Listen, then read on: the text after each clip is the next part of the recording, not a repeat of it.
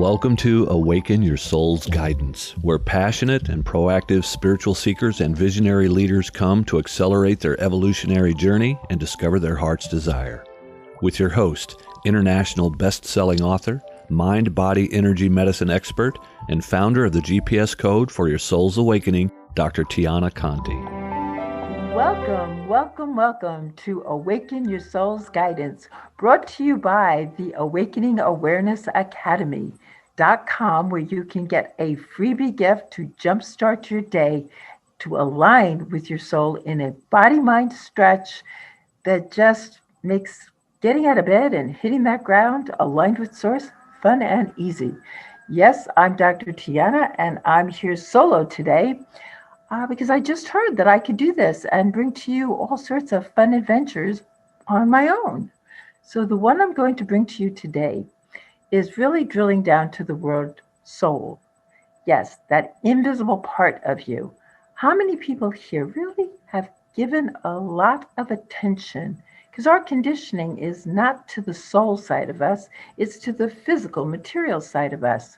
And it was Einstein who really talked about we are energy beings. We are beings of light.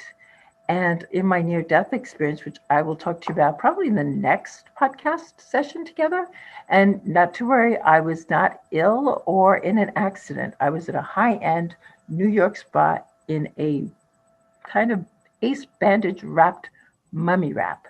Well, you know what? Since I'm going there, might as well just go there. You'll see that this will be very spontaneous as I'm talking to you because I'm talking to me. But it does reveal that we are more than we appear to be. And that is, I went for just a detox body wrap. I was a very stressed out professional and kind of on the burnout scale. And I don't know how many relate to that. So self-care is tantamount to healthy care. And you don't want death to be the ultimate stress buster, as what happened to me. So I get there, and it's in my first book. So I talked all about it. But I went there just to have a relaxing body wrap. Usually it's seaweed, it's blankets, it's soft, fluffy stuff. Instead, this one was 18 rolls of ace bandages steeped in herbs and wrapped around my body like you would a mummy, each limb, the torso, then a vinyl suit and about 6 or 7 blankets and a blindfold for a 20-minute session. Well, they forgot about me. Yes, you heard me correctly. They forgot about me. And I had an experience that was absolutely, well, mind-blowing, body-blowing, everything blowing, because I didn't realize it was a near-death experience at the time. All I realized is that my heart started to beat so quickly. It was like beyond arrhythmia and tachycardia and all of it all rolled into one. I just burst. You know, they talk about that tunnel. Well, my heart just like burst. It became the tunnel. I was the light. Yes. And everything I say about me, know that it's also true for you. Yes. You know, when you say, I am light, I am love as an affirmation, that's not an affirmation. That's a confirmation. Anyway, getting back to the story. So I'm in this experience where I existed, but I had no body. I had no emotions. There was a peace that filled, like they talk about, the passive all understanding. I was just an energy, a signature. And then I heard a voice, and it started speaking to me. And I'm going to read from my book exactly what I heard so that you can feel into what I experienced. Birth and death are the same. One is celebrated and one is feared. One is celebrated because it is known. One is feared because it is unknown. But both are about essence. One is essence taking on form. And the other is essence leaving form behind, returning to oneness. But both are the same. The period of time between what is birth and what is death is called life. It is about experiences, experiencing many things, unfolding the truth of one's nature, of expanding awareness of who you really are and the gifts you bring, discovering that love is a frequency, not an emotion. Only love is real. All else is appearance, a part of the illusion created by the senses and the illusion of separation. Each person is in physical form to give and receive love, and so therefore expanding the truth of one's being.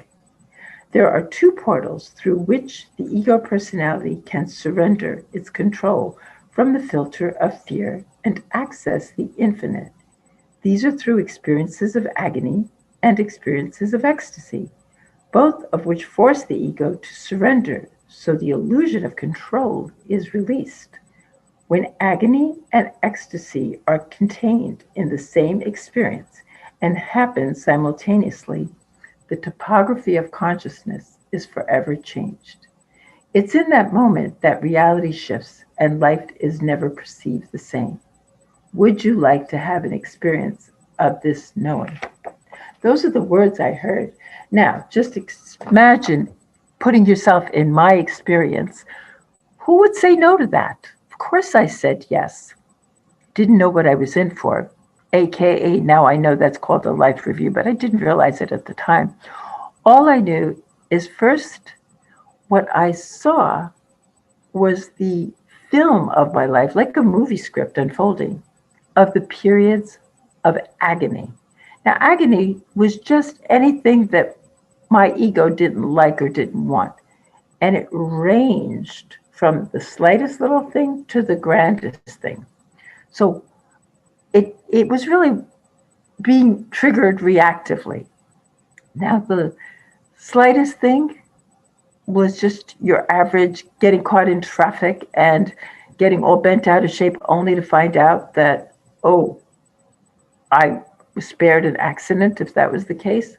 The grandest thing for me at that time, I was in my 40s when I had this experience, was something that I just now feeling comfortable sharing if it can empower anyone who's gone through this. But I had one of the most sacred wounds that any 13-year-old child could have, the death of a beloved father in the morning hours, and while being consoled by a trusted relative, raped the same day. So I'm not going into that right now and how that got transformed, but that's the image that came up of the highest, hardest form of agony. Anyway, what the energy did was shine a light. Like, think of the movie projection coming through the film, and it showed that the event was the event. And in every event, the option is what to think about it, the story you tell yourself, the beliefs, choosing blah, blah, blah. But the event is neutral. Yes, you heard me correctly. The event is neutral. And if not triggered with all these reactive emotions and mind perceptions, and the light was just shining through, it always went to a gift. As a matter of fact, I call it a seed for spiritual awakening, a gift in every moment of being triggered when you stay with the neutrality of it. But who can? As human beings, that's part of the game of being on earth. But anyway, what I saw is the gift of that is what empowered me to become the transformational leader and guide that I actually was born to be. But that was that. Then they asked and they showed me the reel of ecstasy.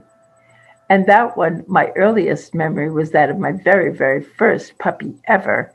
And I could smell the fur and feel the touch of the hairs and the furs and the licks and all that good stuff.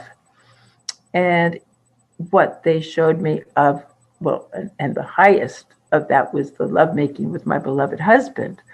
and the intimacy and that juiciness. And what they showed me there is that we have it backwards. Instead of accentuating the ecstasy with our five senses, that, because it's a higher frequency, kind of tends to roll off like Teflon. Whereas the agony, because it is such a denser energy, sticks to us like Velcro. Instead, what I was guided and told to do is you experience the experience of agony as deep as you can so that you can let it go as organically as you can. And you exaggerate and enjoy and celebrate with the senses the experiences of ecstasy. So you anchor them to your cells and raise the vibrations so that during the darker times, you had those memories as your story to lift you up. Well, as a therapist, you could imagine that was going to change my entire life, my entire practice, my entire perception of reality. And then, before I was returned to a physical form, I heard the words, it doesn't matter whether you're aligned with soul and spirit or reactive with the ego. The experiences will be different, but the end result will be the same. That became a koan that I could not soon forget. And then the very last words were, in every moment, there's a choice. Yet it doesn't matter what choice you make. So those are the two koans.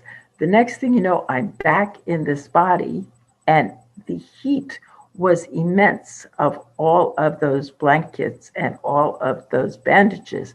And they felt like the conditioned oppression of humanity. And so, by miracle, not only did I start to unravel myself, but they remembered me at the spa and came in totally apologetic and freeing me. Well, I'd had the best experience of my life. And so I was just pure love, because in that state, there was nothing but awareness and love, or compassion at the very least, of anything that is of the agony side. And so I actually emerged from that experience and was expanded. I never ever realized it was a near death experience. I always lovingly called it a near death like experience, because being a shaman and having been in the Peruvian jungles and mountaintops of the Inca plains, we did quite a bit of, medicinals, and all in under the supervision of a shaman. So I thought that was just a detox.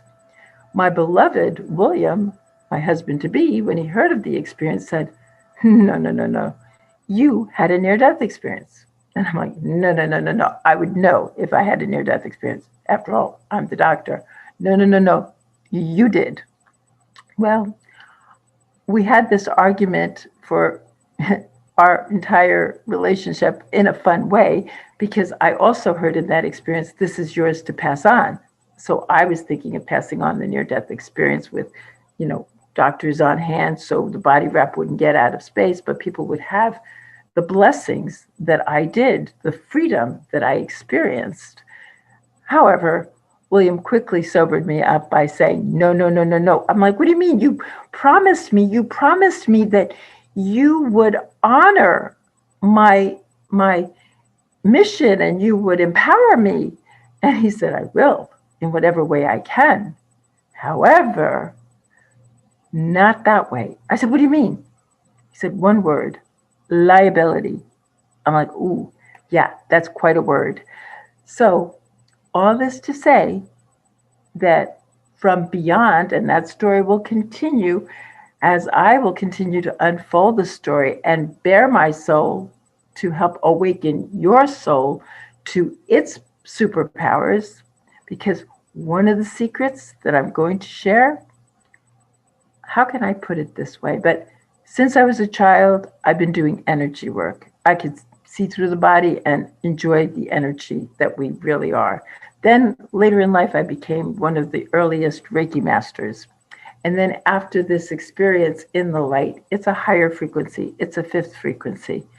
And I will gladly, through every session of these podcasts, be not only sharing the mystic hijinks or whatever you say of my antics to storytell, to empower you to reflect and